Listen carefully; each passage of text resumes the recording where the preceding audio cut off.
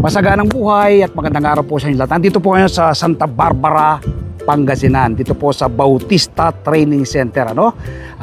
Isa po sa ating na-interview sa Sir Raymond Quinto. Tingnan nyo po yung kanilang mga tanim na okra rito. Masinsin po. At ang rito parang tudling by tudling po sila. Yan, pag ganito pong ganyan, naglalabas na po ng pera yan. Pera na po. Marami ng bunga. So yan, may mga bunga na. Ito, titignan nyo po yung kanilang okra. Ayan. Tignan nyo po. Ito po yung mga pambato rito. Ayan. Diba? So ito po, more or less siguro, nasa 1 hektarya to. 1 hektaryang okra, green na green. Napakaganda po sa mata. Tapos may pong mais dyan, yung mga mais na yan. Yan po yung mga mais na pang feeds. Nagtatanim din po rito ng mais na puti.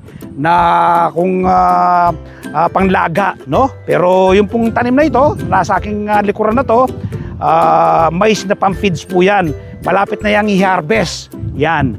Nasa po kasi pag-harvest yan, dapat lampas ka ng 110 days bago mo sila i-harvest. So, eto, ang technique dito, sabi nga ni Sir Raymond, walang nasasayang dito sa amin, Sir Mer. Sabi niya, yung damo dyan, pakain naman namin sa aming mga alagang ayop dahil pinalalaki namin yung aming mga alaga sa pamamagitan ng organikong pamamaraan, natural.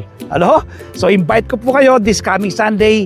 Panoorin po ninyo si Sir Raymond Quinto. Tiyak po ma-inspire kayo, ma-educate at ma-motivate.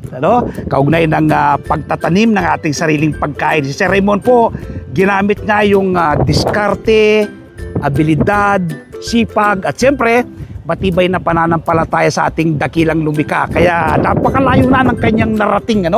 Lagi siyang excellence. Nung pong kanyang kabataan, 7 silang magkakapatid. Dahil magsasaka, laki sa hirap, siya po ay nagpakadalubhasa sa paglalaro ng chess. Sabi minsan nanonood siya ng chess ng mga naglalaro, pinapaalis siya. Sabi po sa kanya, ito ay laro ng matatalino, may isip. Sabi niya, parang na-insulto po sa Sir Raymond.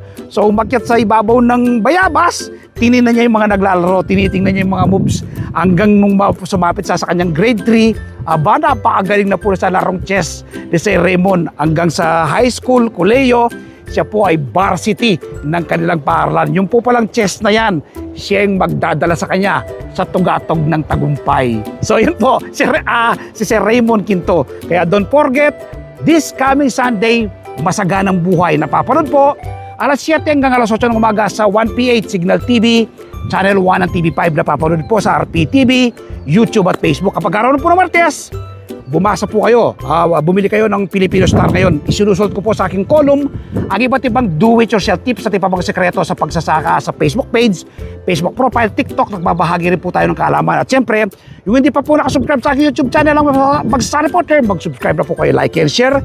Click the bell button sa ma-inform po kayo kapag may mabagong video upload, video tutorial upang ma-share ko po sa inyo ang payaram na talento ng ating Panginoon. Happy farming po, bye-bye, God bless!